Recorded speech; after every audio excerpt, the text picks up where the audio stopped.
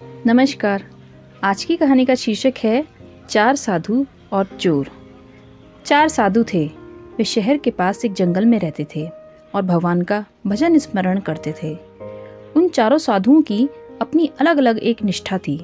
एक दिन वहाँ के राजा ने अपनी स्त्री से कहा कि हमें अपने लड़के को अच्छा संत बनाना है, फिर चाहे वह राज्य करे या साधु बन जाए। रानी बोली कि महाराज, जो संत बनना चाहता है वही संत बन सकता है, दूसरे के बनाने से कैसे बन सकता है? आपके और मेरे कहने से थोड़ी बनेगा। राजा ने कहा, इसका एक उपाय है, सत्संग। रानी बोली कि ऐसा कोई अच्छा संत है जिसके पास लड़के को भेजें? राजा बोला कि यहाँ पास ही में जंगल में चार अच्छे संत रहते हैं, उनके पास लड़के को भेज देते हैं। इस प्रकार राजा और रानी जब बात कर रहे थे, रात्रि का समय था। देवयोग से एक चोर जो चोरी करने के उद्देश्य से वहां आया था, छिपकर उनकी बातें सुन रहा था। उस चोर के मन में आया कि चोरी करने से तो मैं फंस भी सकता हूँ, पर साधु बन जाऊं तो काम बन जाएगा, राजकुमार आएगा और मेरा चेला बन जाएगा, फिर चोरी करने की क्या जरूरत। चोर ने गेरुआ वस्त्र पहन लिया और जंगल में चला गया। उसके मन में आया कि कोई पूछेगा तो मैं क्या उपदेश दूंगा। ऐसा सोचकर वह चार संतों में से पहले संत के पास गया और पूछा कि महाराज, कल्याण कैसे हो? संत ने कहा, भाई, किसी का जी मत दुखाओ, किसी को दुख मत दो, दिल किसी का मत दुखाओ। चोर बोला, और महाराज और कुछ? संत बोला, और की जरूरत नहीं, इस एक बात से ही काम बन जाएगा। चोर दूसरे संत के पास पहुंचा और बोला कि महाराज, मैं कल्याण चाहता हूँ, कोई उपाय बताओ। संत बोले, कभी किंचित मात्र भी झूठ नहीं बोलना, सदा सत्य ही बोलना, चाहे गला क्यों ना कट जाए। जैसा देखा, जैसा सुना और जैसा समझा, ठीक वैसा का वैसा कह देना। सांच बराबर तप नहीं, झूठ बराबर पाप, जाके हृदय सांच है, ताके हृदय आप। चोर बोला, और कोई बात? संत बोले, और किसी बात की जरूरत नहीं। अब वह चोर तीसरे संत के पास गया और बोला कि महाराज, मेरा कल्याण कैसे हो? संत बोले, सीधी सादी बात है, रात दिन राम राम करो। जुगती बताओ जाल जी, राम मिलन की बात, मिल जासी ओ माल जी, राम रटो दिन रात।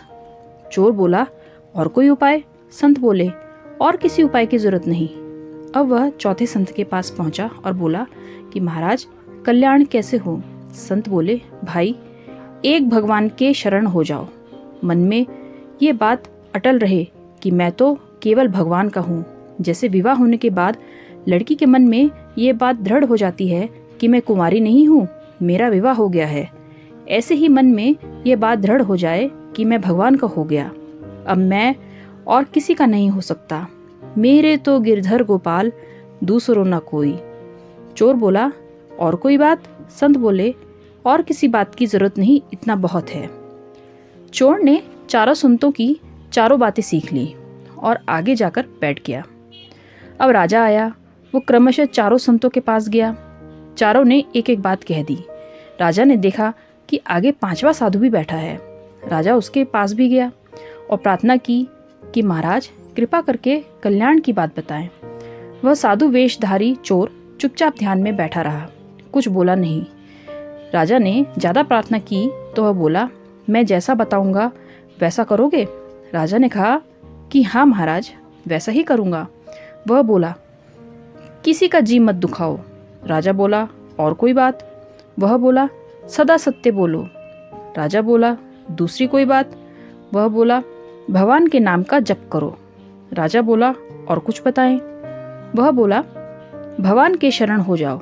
राजा बोला, महाराज, और कोई बात? वह बोला, संत जैसा कहे वैसा कर दो। राजा ने मन में विचार किया कि ये संत ज्यादा ऊंचा है। अन्य संतों ने एक एक बात कही, पर इन्होंने 5 बातें कह दी। राजा बड़े सरल स्वभाव का था। उसको मालूम नहीं था कि संत की पहचान इस तरह नहीं होती। राजा लौटकर अपने महल में आ गया। रात होने पर वह चोर फिर छिपकर महल में आया। जब राजा रानी के पास गया तब वह चोर दरवाजे के पीछे छिपकर उनकी बातें सुनने लगा। रानी ने पूछा कि क्या बात हुई। राजा ने कहा कि मैं जंगल में संतों के दर्शन करके आया हूँ। मैं तो 4 ही संत समझता था, पर वहाँ 5 संत बैठे थे। रानी बोली, वहाँ जाकर आपने क्या कहा? राजा बोला, मैंने भगवान प्राप्ति की बात पूछी तो उनमें से एक संत ने कहा कि किसी का जी मत दुखाओ, दूसरे ने कहा सदा सत्य बोलो, तीसरे ने कहा कि नाम जप करो, चौथे ने कहा भगवान के शरण हो जाओ। परंतु 5वें संत ने उन चारों संतों की बातें भी बताई और साथ में 5वीं बात यह बताई कि संत की आज्ञा का पालन करो। राजा और रानी दोनों सच्चे और सरल स्वभाव के थे। उन्होंने विचार किया कि यह 5वां संत ठीक है, अपने लड़के को उसी के पास भेजो।